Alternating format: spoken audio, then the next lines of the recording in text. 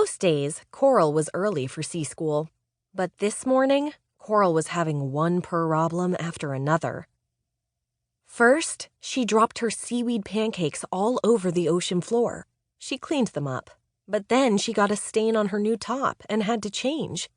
Then she tried to put on her favorite bracelet, but she accidentally knocked a stack of snail mail and her bracelet behind a bookcase. "Mama!" Coral shouted. "I can't reach my bracelet." She frowned. "My arms are too short."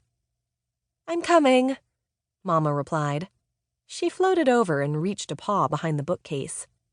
"I can't quite get it," she said. "Help me move this out of the way." Coral glanced at the clock on the wall. "I'm going to be late for school," she whined. Coral loved many things about sea school.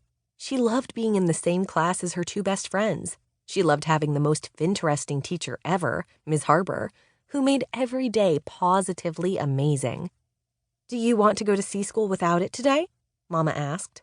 "No!" Coral yelped. She couldn't leave her bracelet behind.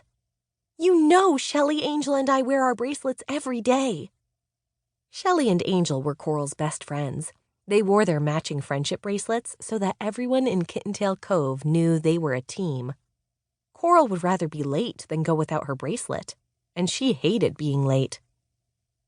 Coral moved to the far side of the bookcase. She and Mama pushed until it was a few inches away from the wall. "Do you see it?" Coral gasped. "Yes, I do! And a lot more," she exclaimed.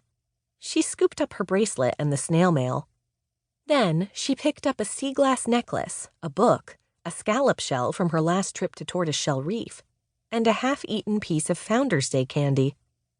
"I had no idea how much was back here." "Sometimes, if you look hard enough, you can find all sorts of unexpected things," Mama said.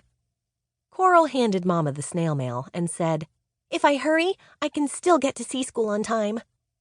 She put her bracelet on her paw and reached for the doorknob.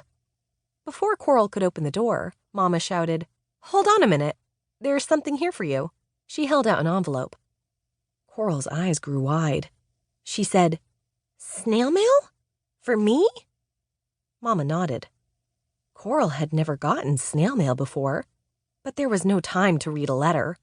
"I'm running behind schedule," she said. "I'll take it with me." She stuffed the envelope in her bag and waved goodbye. Coral hurried to Leandra's Square to meet up with Shelly and Angel. When she saw them, she yelled, "I'm sorry I'm late. Let's hurry." She zipped by her friends without even stopping. Angel and Shelly looked at each other and shrugged. Usually, it was Coral who complained that the girls were swimming too fast.